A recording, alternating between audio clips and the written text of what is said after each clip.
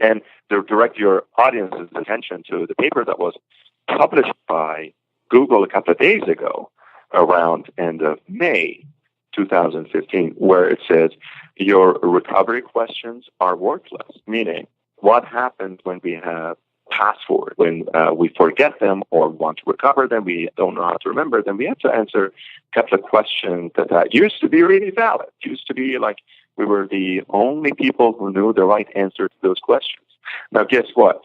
The more we use those questions in Site A, Site B, Site C, Site 45, the more reusable they are, the less secure they become. Hello, and you are listening to Bill Murphy's Red Zone podcast. If you are listening for the first time, I interview leaders who inspire me in the areas of hardcore IT security, IT business leadership, innovation, creativity, entrepreneurship, and fearless living principles. Welcome to the show.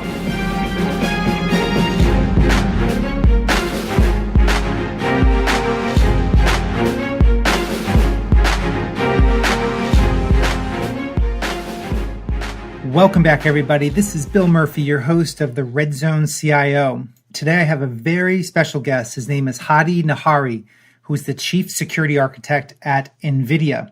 And Hadi has worked on extensive work on design and implementation of secure systems. He's worked in large-scale enterprise solutions as well as embedded systems, with the primary focus on security, cryptography, complex system design, and vulnerability assessment and threat analysis. He's a frequent speaker in the U.S. and international security events and has led various security projects for Netscape, Sun, U.S. government, Motorola, eBay, PayPal, and others. Currently, he's the Chief Security Architect at NVIDIA. So this is a really interesting topic. I ran into Hadi at the RSA conference, and we talked about the Mosaic Effect with big data security, which is a really interesting impact for privacy, mobile security, the demise of passwords, also TOCTOU Attacks, which is interesting. I'd never heard of that before, but as it relates to IoT, I thought it was really interesting. And I go into what that means.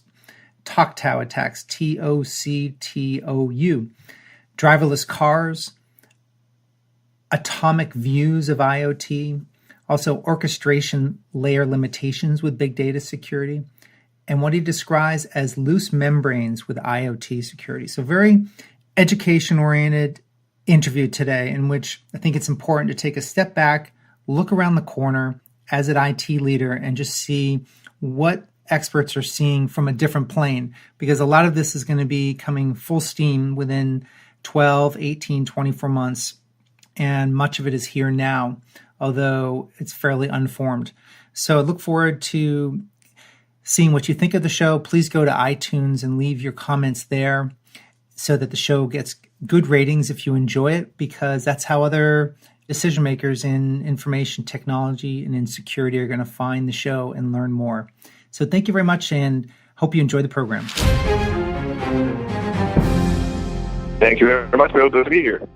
Well, I am super excited to talk to you because mobile and IoT security is a big passion of mine, and I was thoroughly interested and invigorated by listening to you talk recently about mobile and IoT security, and in your discussion about big data. Will it make it better or worse? At the RSA, yeah. Yes, that was really interesting. And so what's interesting point you made, and is you said there's a massive digital orgy with no reliable membranes. I love the choice of words. What did you mean by that? Good question. The point, and I tried to make that during the RSA 2015, is that I repeat what Bill Gates once said. It used to be that the ownership of data would determine the pack leaders in the field.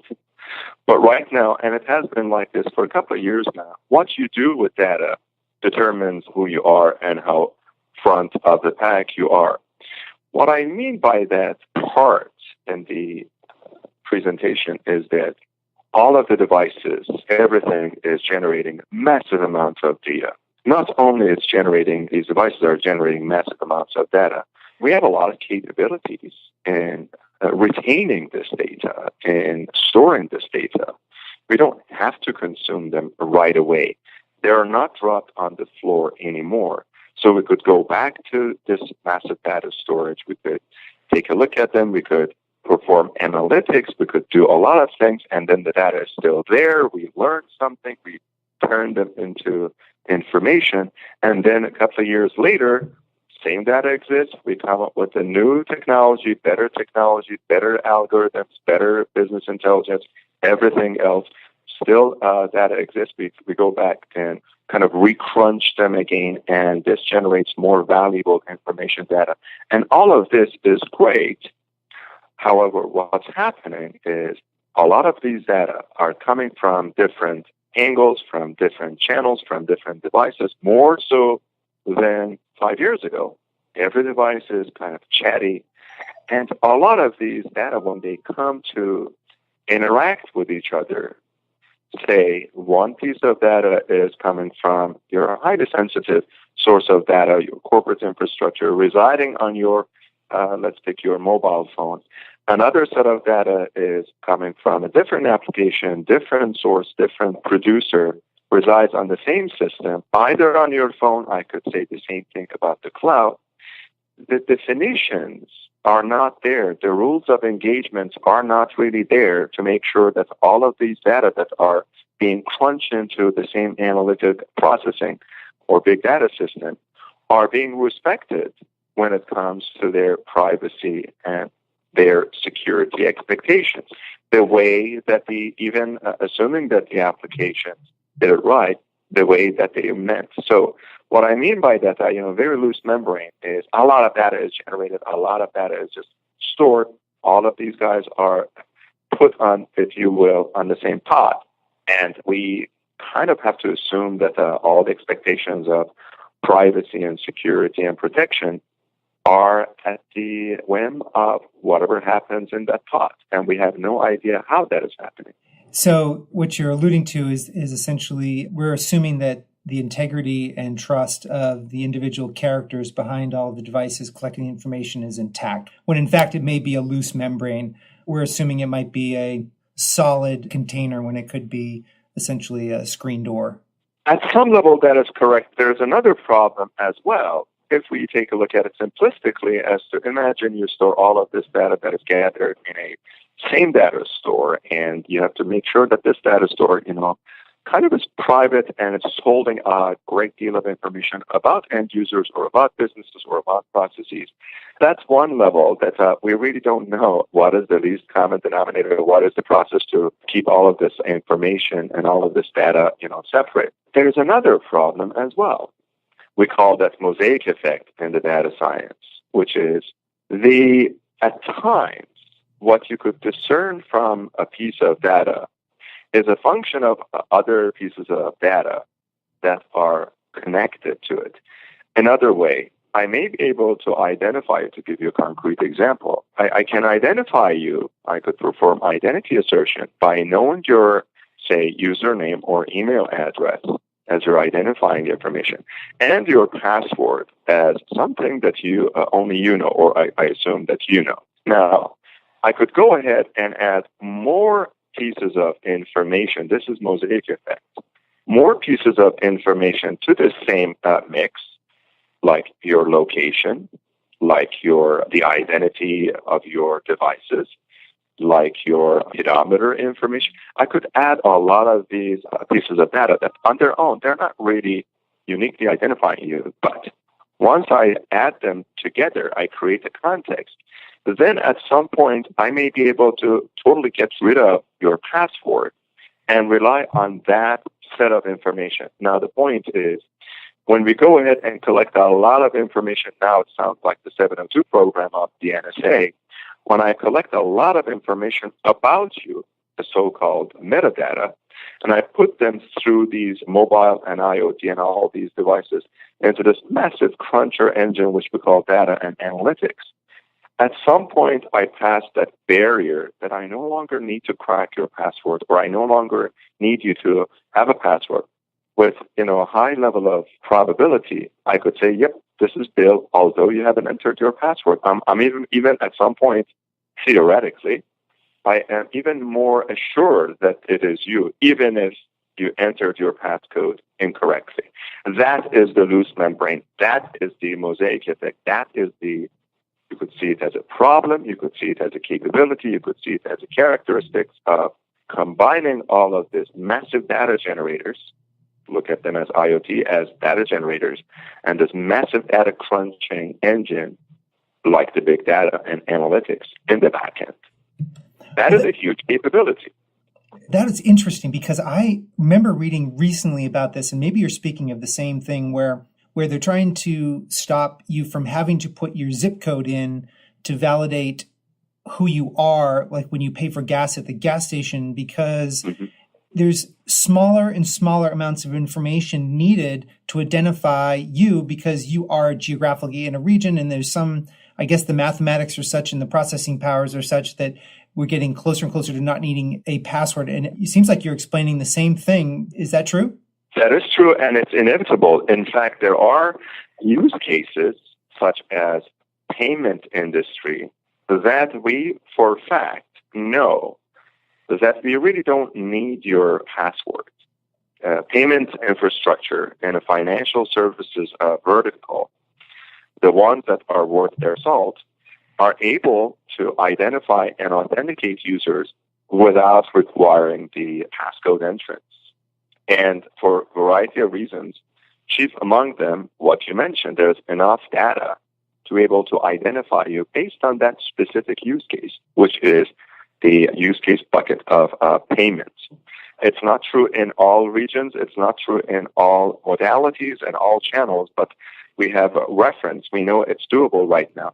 In some cases, without naming names, we know that people don't do it, meaning still require a passcode because of the creepy factor, because consumers won't like to be identified without thinking that they have a control and they have to still enter a passcode. But from the technology perspective, precisely the case. Now, one important thing is one has to be careful.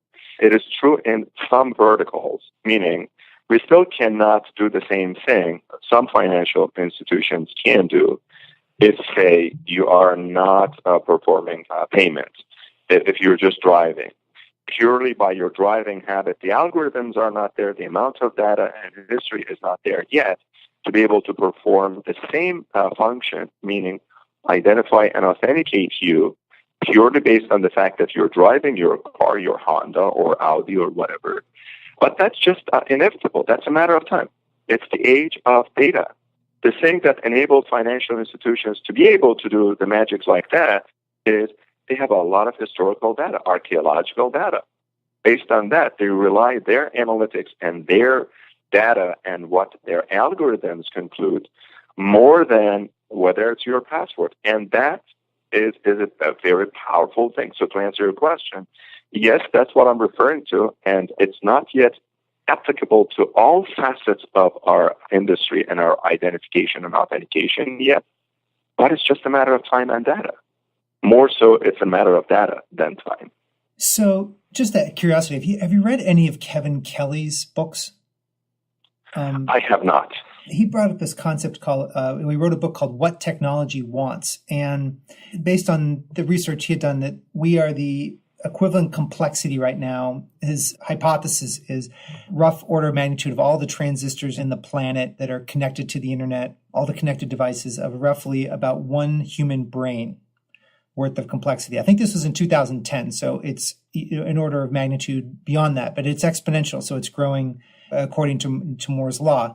So with following that, if it's the complexity of one human brain, following these exponential growth, that it would be essentially at some point in the future the complexity of 7 billion or however many human beings there are on the planet. Do you think about that order of complexity with the thinking that you do related to security? Absolutely. I mean, the complex system analysis has always been the foundation of security.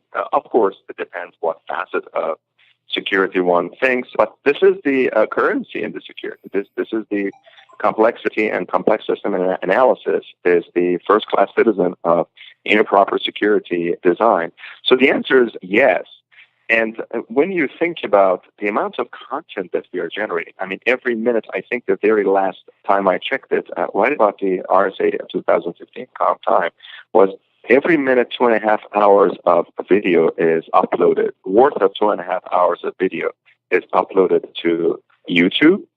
And just imagine the amount of data that is there. Now, one has to be able to have understanding about complexity and different ways of thinking about complexity, organizing the complexity, discerning information from the complexity to be able to solve many of these problems. It's no longer the only way to crack security by breaking into the, if you will, security of the SHA-1 or security of the RSA. It used to be that the only way you could crack into security was if you could find a new way of breaking into security of these algorithms.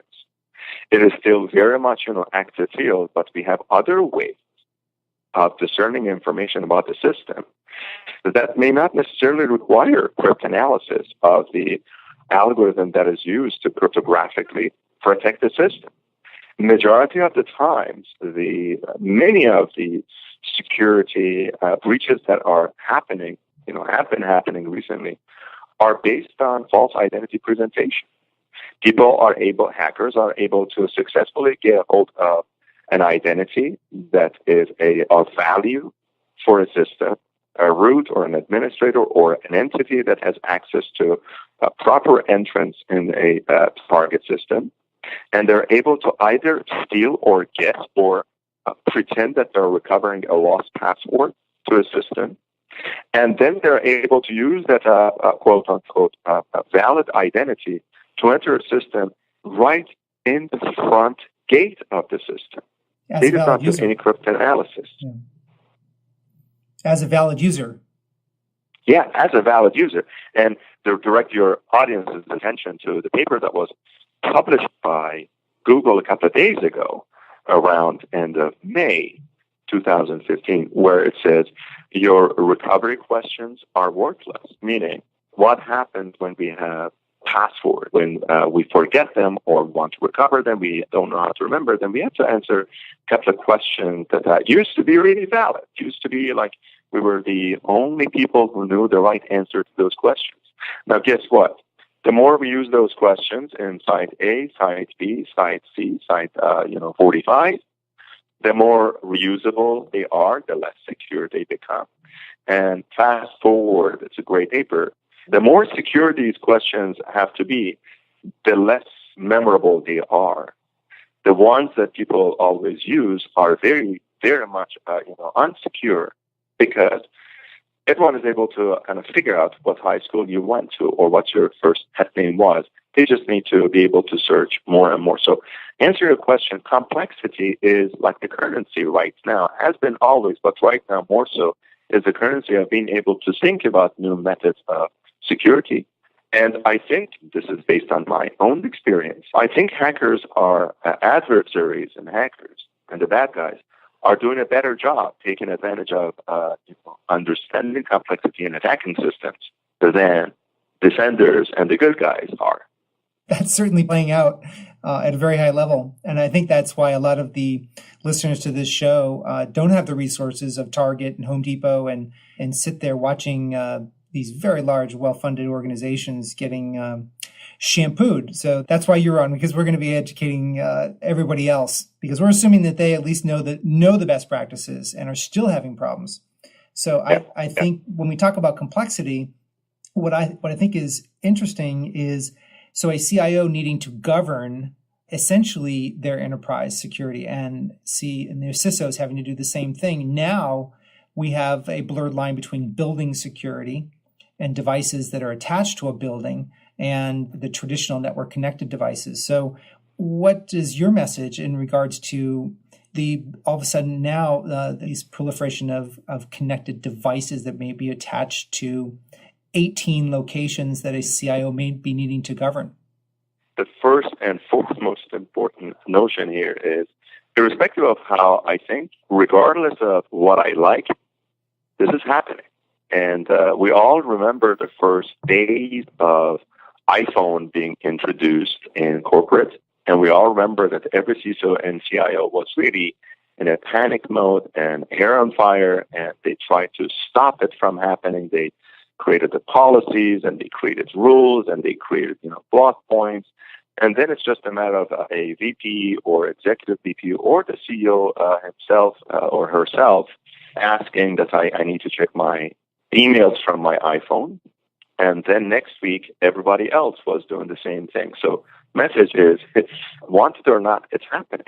Like it or not, it's happening. So I don't think we are able to stop that process of multi-persona devices or the same personality, the same identity using different devices to connecting to the infrastructure. The train has left the station. It's not reversible, and probably for good reasons. I mean, we just have to, as security professionals, we have to learn a new language as to know that cannot be done is not an option. We have to find, as security professionals, ways to see, okay, this is a better way to do it, to enable it. And we have not done a good job. And I think part of the reason that we are getting hit really bad is we relied so much on trying to prevent innovation from happening. We relied so much on the same mentality as the FBI trying to encourage weak encryption. I heard yesterday it was announced that Australia is banning the teaching of strong encryption. That mentality is bound to fail. And a wise CIO and CISO would understand the problem, understand the situation, realize that it's inevitable, it's already happening, and try to find ways to tame the beast.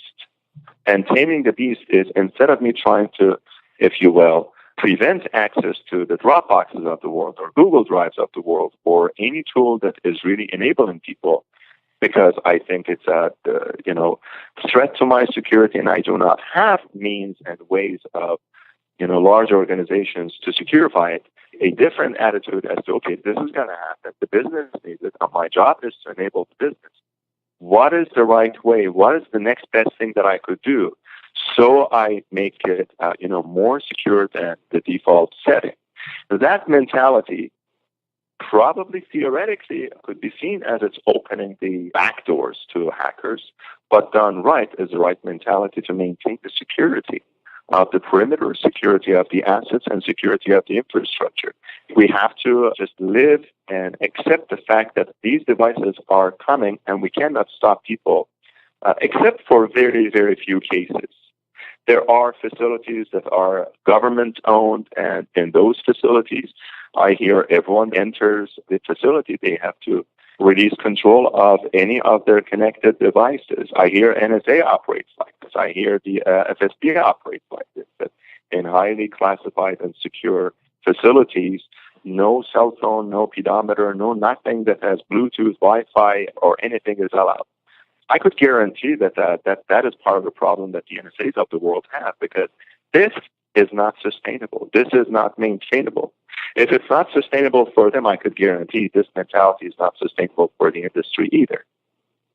Well, it's not. And so as a CIO is looking at this and seeing and managing this order of complexity and these expanding problem set, what is a mental approach that you see people needing to embrace as they talk to their leadership? And because what's interesting is that the industries are not PCI, HIPAA, government regulations, internal audit. They're all putting the screws to the CISOs and CIOs to govern the ship, to be the captain. Yeah. And that's not lessening. Yet they still have to execute on security. So where do you start? It's a very good point, and it goes to, okay, so we identified the problem, so what does the solution look like? So it's important because the pattern that I see and the pattern that I think is most likely to succeed goes like this. In the old days, a car manufacturer was an entity that had to manufacture everything in-house. Like the early Ford Model T, majority of the pieces was basically built by Ford. Later on, they realized that their competency and their mojo and their DNA was not manufacturing every single part. was assembling a car and focusing on the use case of what makes a good car. And fast forward, we see the same pattern in other industries as well, meaning instead of creating everything, which inevitably results in non-standard and broken bits and pieces of your solution, people start kind of identifying key components of their solution and try to, in a smart way, in an intelligent way, outsource and acquire a solution that does the same function better, faster, cheaper, more scalable. Now, this is no news to any architect, any CEO, any VP, and any product manager. We have been doing this in software for many, many years. We have been doing this in the devices for many years. We compartmentalize and we go ahead and instead of building everything, we perform smart acquisition of technologies and we focus on assembling the solution. Now, the thing is, this trend has been kind of onesie-twosie when it comes to security. What I mean by that is every single infrastructure that I end up evaluating and talking ends up having a kind of homegrown way of identity assertion, of authentication, of creating data protection and hardening their system, depending on who is the closest friend to such and such IT or who has the previous experience in the IT organization or engineering with such and such solution. They go ahead and kind of identify a solution. The right trend is, as we understand the attack surface, main security components of our infrastructure, the penetration of the infrastructure, the breakage of the data protection, the breakage of the key material protection, all of those, as these use cases, these security use cases, become more and more intelligible, more and more defined, the proper solutions to address those problems emerge.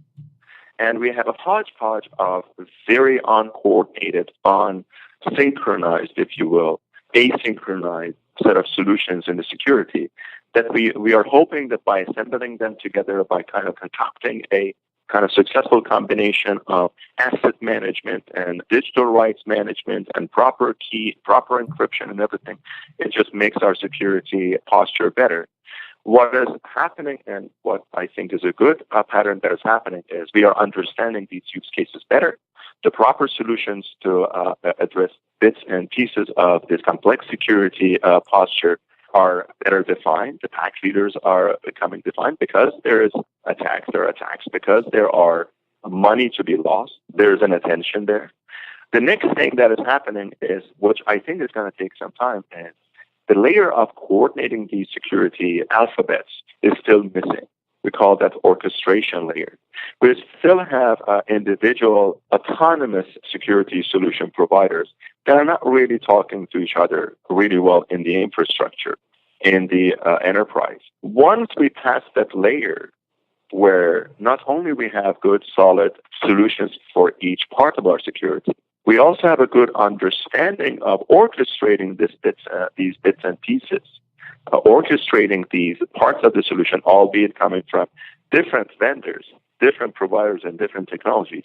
Then I think we probably be in a better shape compared to hackers than we are right now.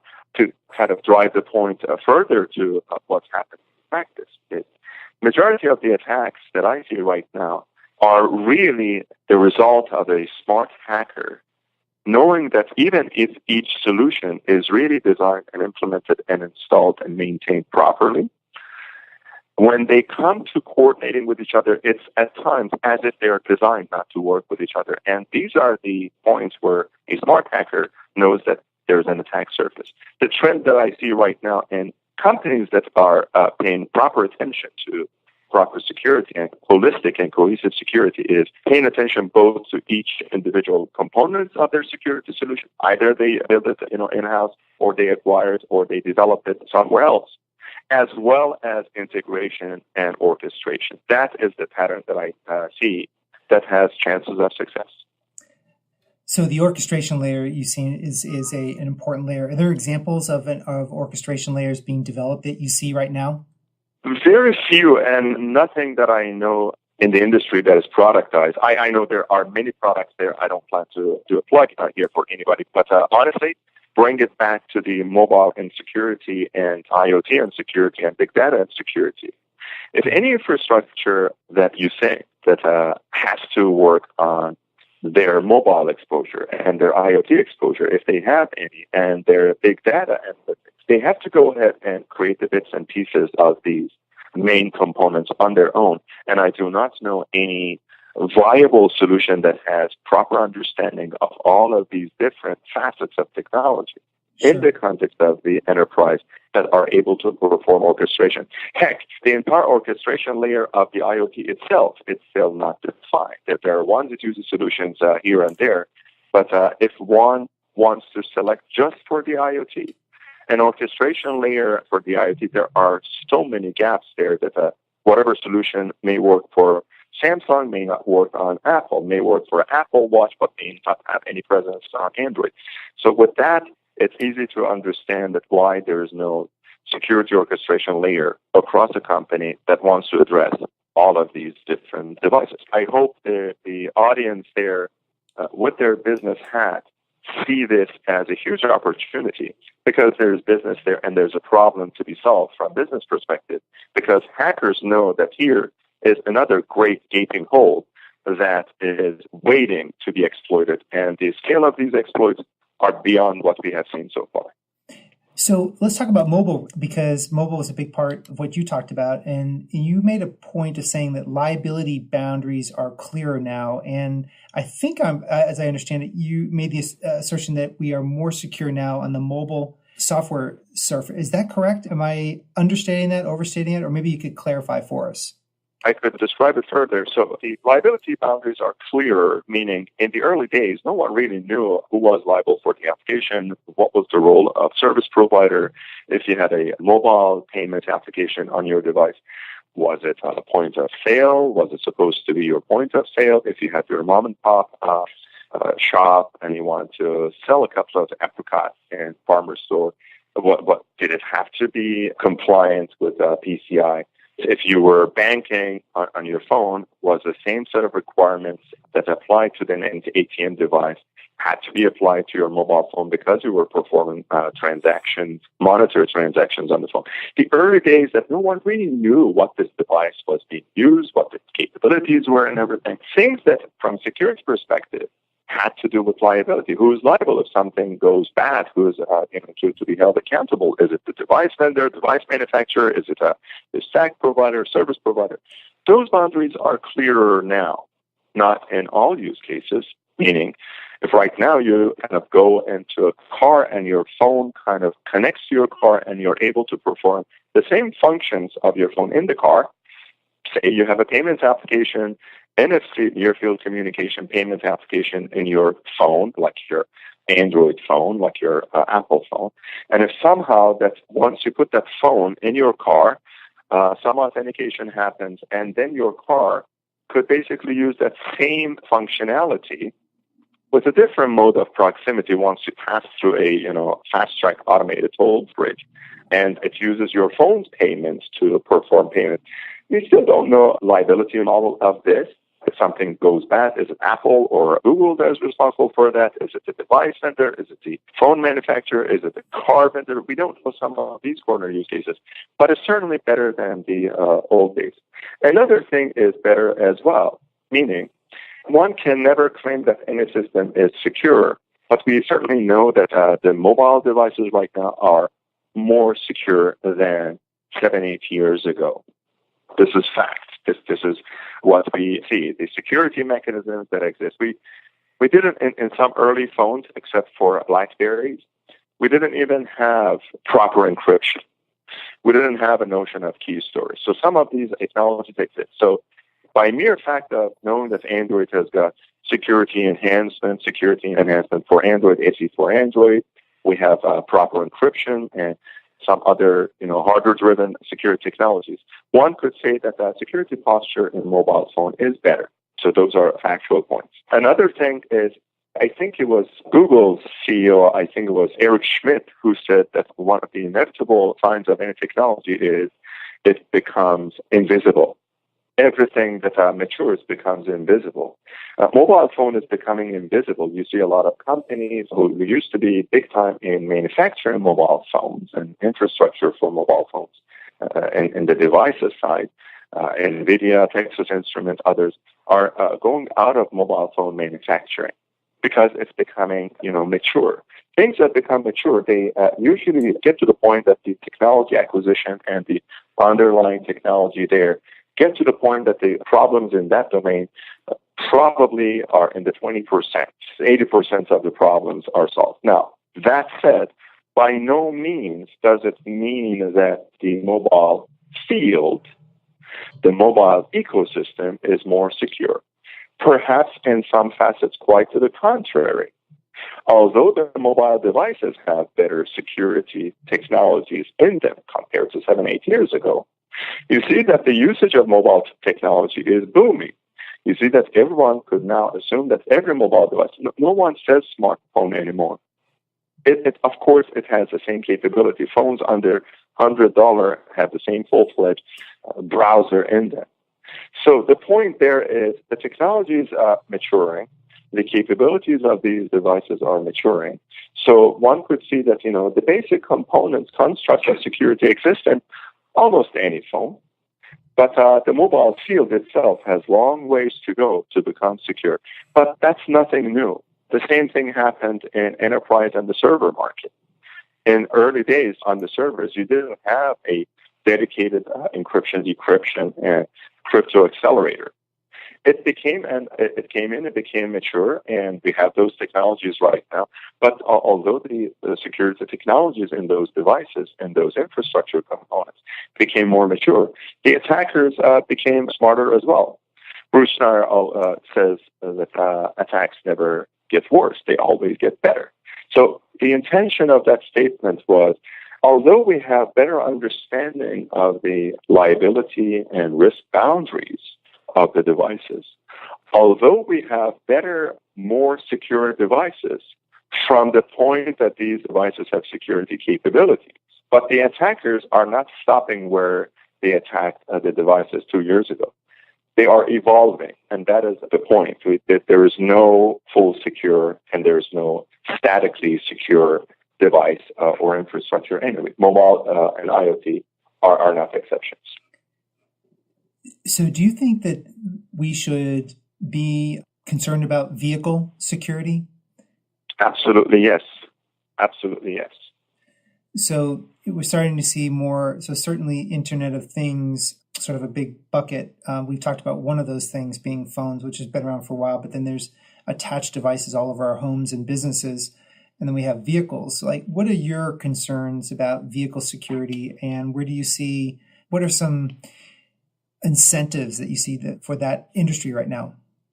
Maybe picking on vehicle security is unfair, but it's a good example because people are more familiar with in my opinion, and I don't know the facts and data here, it's my opinion, but it's easier to kind of take a look at the progression of technology introduction into your car than what is happening in your home, smart home. So I could almost equally make similar claims when it comes to smart home and connected home, or smart and connected manufacturing for that matter.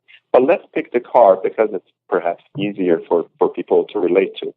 The reason that I say security is a concern there is, gosh, back in the 80s, if you bought a car, very likely the most advanced electronic capability that the car had that was exposed to typical consumer was automatic windows. But you didn't have to have those handlebars to pull the windows up and down. That was as advanced electronic that the majority of the cars had in the majority parts of the world.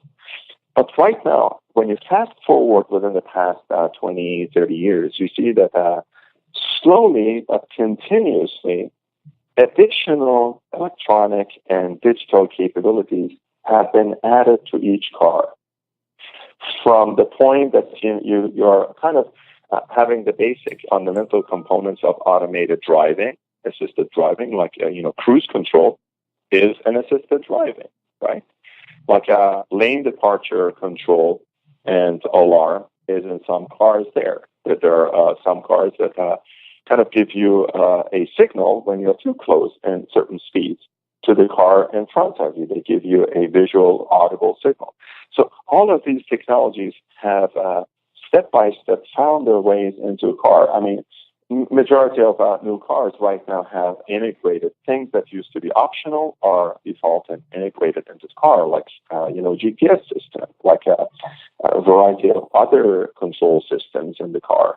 To the advanced cars, like high-end cars such as Tesla and everything, that you have a full-fledged browser in the car and a very central computer in the car. Now, the trend there is these things all need to communicate.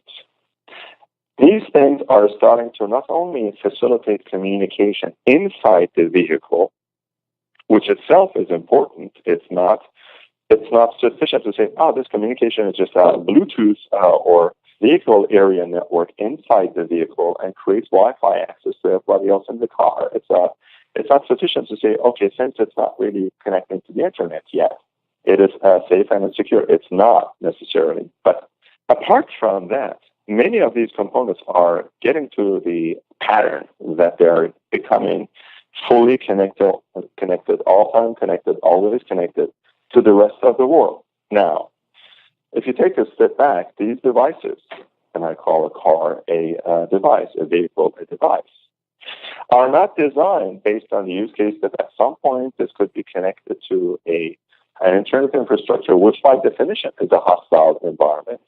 It's not designed to kind of react either mechanically or digitally to the attacks that could be coming in, seeping in from this hodgepodge Western world of Wild West internet.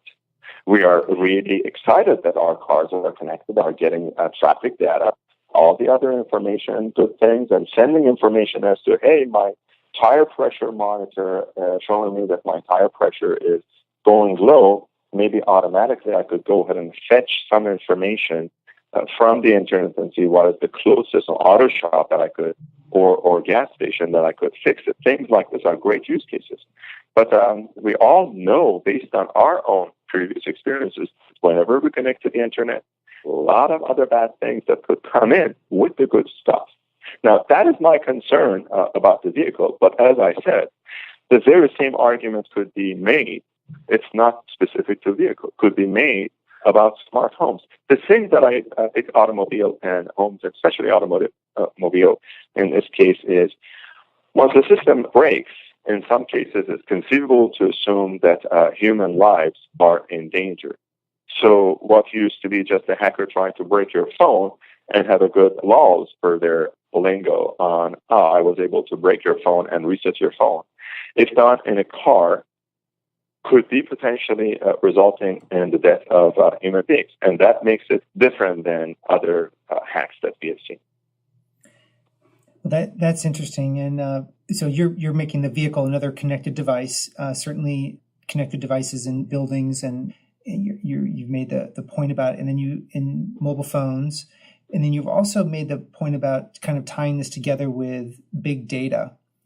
So can you explain what you mean by big data as it relates to this concept of an atomic view of IoT devices and this attack concept of TOCTOU or TOCTOU attacks?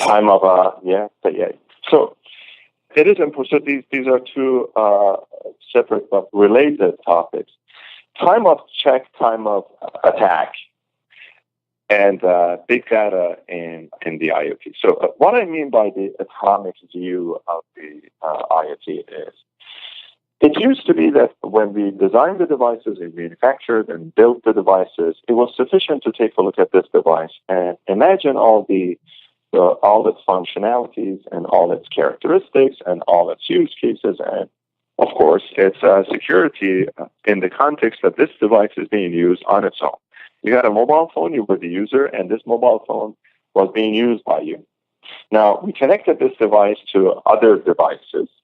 A mobile phone connects to a car, connects to a speaker, connects to other things.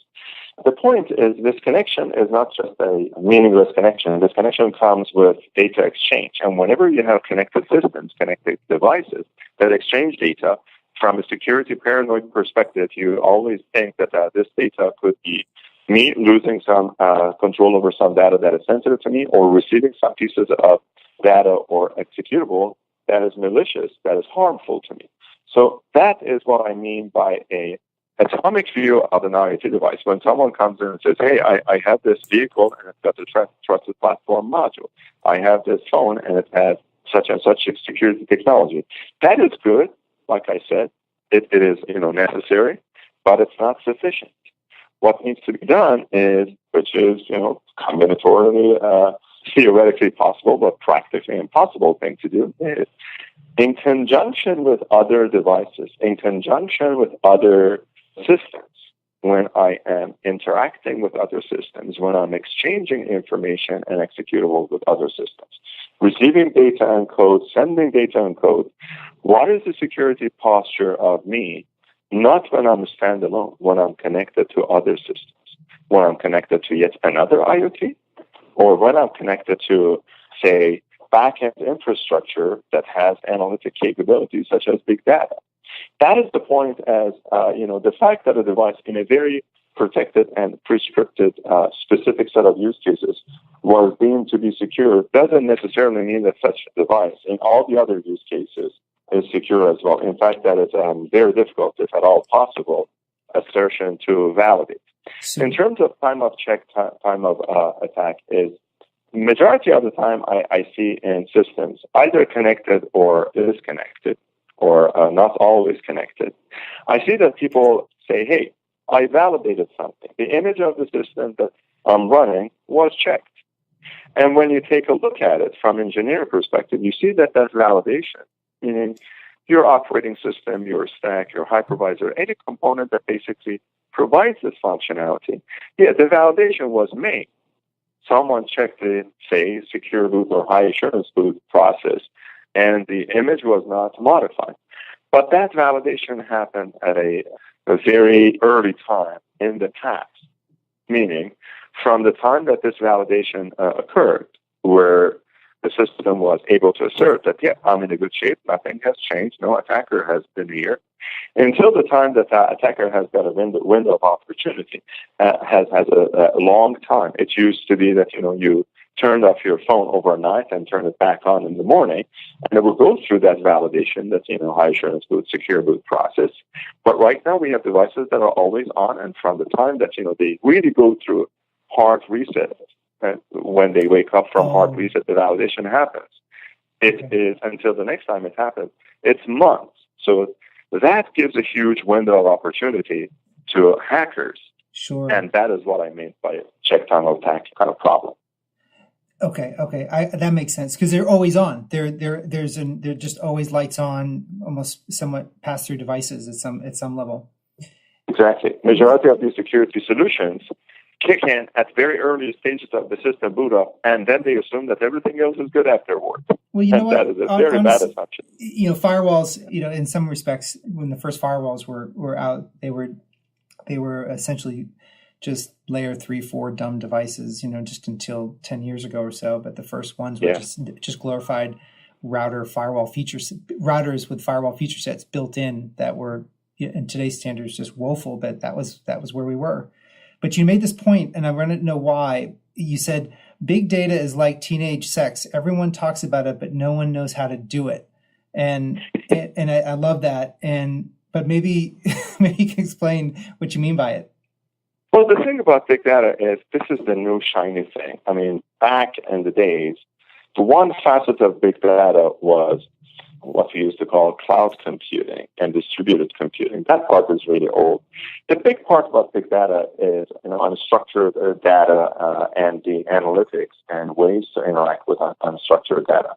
And there are some companies that really got it right. I see that's happening more and more.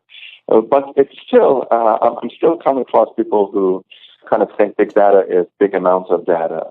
That big data is if you have 500 meg of data, it's not suitable for big data. They still don't know that the term big data has got nothing to do with big. It used to be, the starting point was the incentive, the initiation part of big data was the problems were really related to large amounts of data. but that has passed. The things that define big data right now, the capabilities of big data have nothing to do really with the size of data. You could use the same type of analytics, you could have the same capabilities and have the same set of understandings with smaller amounts of data as well. So that's what I meant. And partially in the security of big data, that statement, which is not from me, it's from Professor in CMU, is also correct when it comes to the security of big data. Honestly, we don't even have a framework, a good set of understanding of what big data security means. There are different pieces. We know something about protection of data. We know something about protected channel. We know the basics of that, which we knew from cloud computing. But when someone comes in and says, hey, what about the Mosaic Effect? What does it mean that you come up with some sort of intelligence, some sort of information from data as a result of your analytics, that this information itself was not part of, by definition, was not part of the input data? What is the security of that? I learned something very personal and private about you by analyzing this data, but the data that I used for this analysis did not include this intelligence. Who decides whether it is a private information or not? And this is something very difficult to answer. This is what I mean in terms of the big data and in terms of no one really knows what the security and privacy and protection ratification of big data is.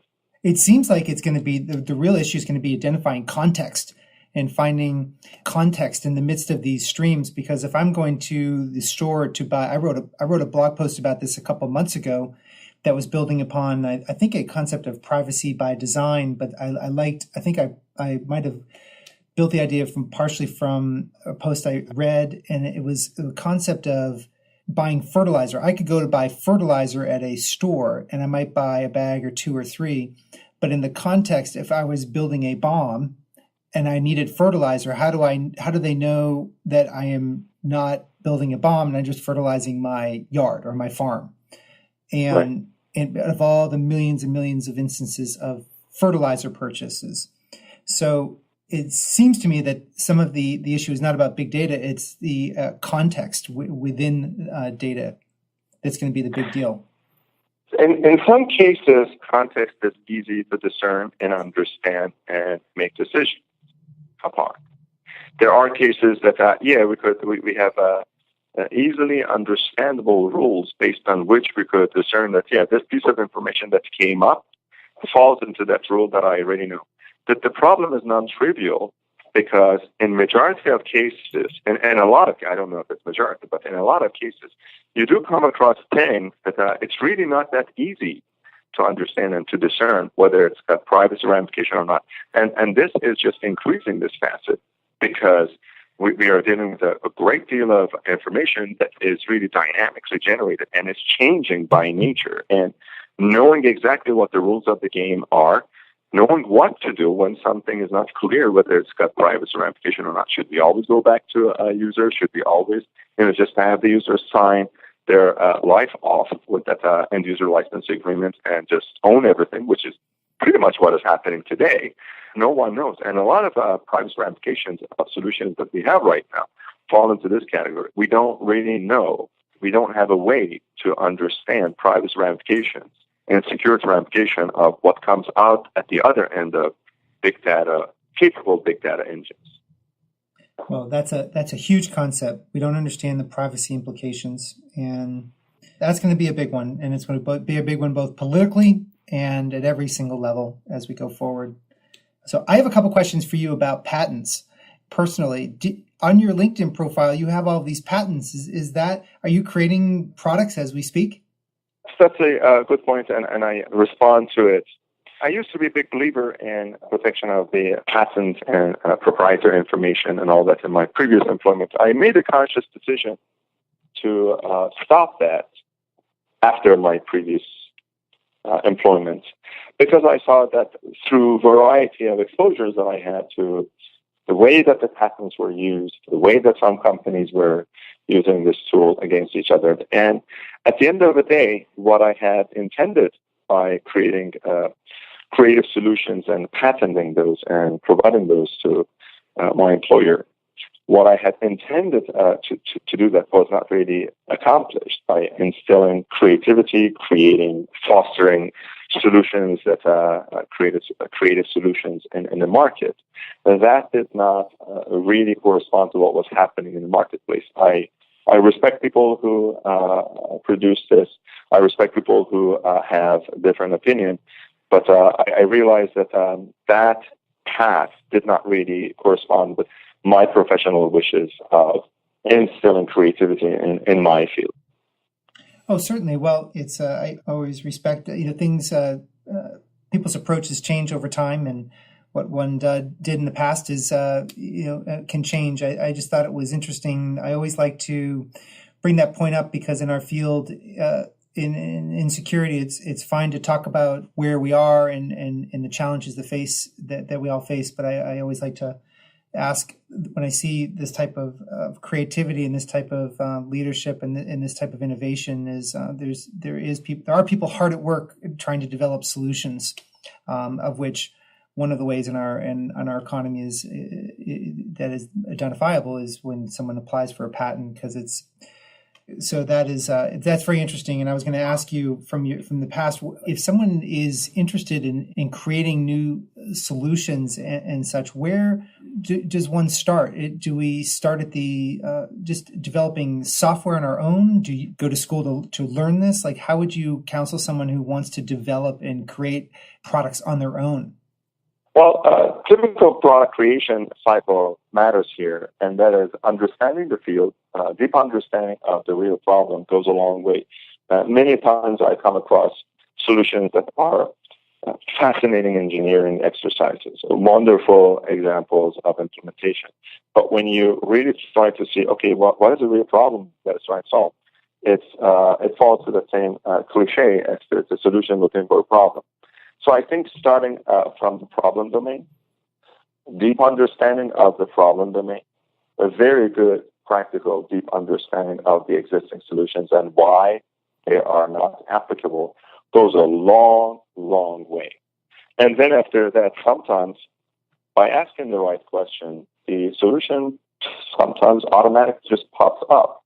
But getting to that point that the solution is seemingly really obvious is a long road. One has to do their homework and exercise ahead of time.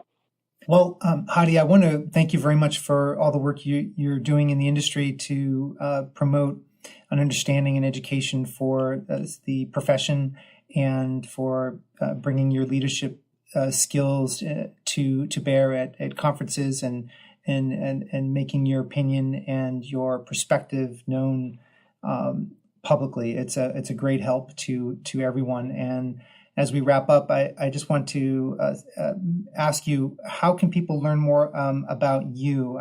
You have a book that you've published, correct? Yes, yeah. So it's a web commerce design and security. This is entitled for the design and written for developers and as well as managers. Different parts that apply to different people. That is what I kind of try to encapsulate a lot of events that were happening in the mobile and the commerce field from a security perspective. And that is available via Amazon, and also my publisher offers it on their website as well, John Wiring and Sons. Well, I will put links to that on the show notes so people can make sure that they can find that and get those resources, Hadi. And also, I'll put links to your Twitter as well. So if people want to follow you, and your employer, NVIDIA, as well, is where you are now as the chief security architect, correct? Correct, yes. Okay. Well, thank you very much, Hadi, and I appreciate you for your time. Well, that's a wrap for today, everyone. Thank you for listening to my interview with Hadi Nahari. I particularly like the part about the mosaic effect of big data security and its impact with privacy. I think this is going to be a big issue coming down the stretch here with big data and with privacy. Also, I want to say thank you to two sponsors. One is the CIO Scoreboard, and that's spelled CIOscoreboard.com, CIOscoreboard.com. This application is purpose-built for the CIO to work with board members and also downstream with their staff to reduce the complexity of IT security initiatives. So go to cioscoreboard.com and request a demo, and they can hook you up with a custom demo that you can see this application for yourself. Also, if you'd like to be involved in my CIO mastermind groups, which meet monthly, we meet in teams of 5 to 6 maximum. You can request your spot on the CIO mastermind group. And best way to do that is just text me at 410-320-6433, 410-320-6433, and let me know your email address, and I'll send you an invitation so you can get into the next group that we have. So with that, I'll look forward to seeing you on the next show. So there you have it. This wraps another episode of Bill Murphy's Red Zone podcast. To get all the relevant show notes, please go to our blog at www.redzonetech.net/podcast. Additionally, make sure you go to iTunes and leave your comments in iTunes about the show. This helps our show rankings enormously, and it helps support the show. Until next time, I appreciate you very much for listening. Thank you.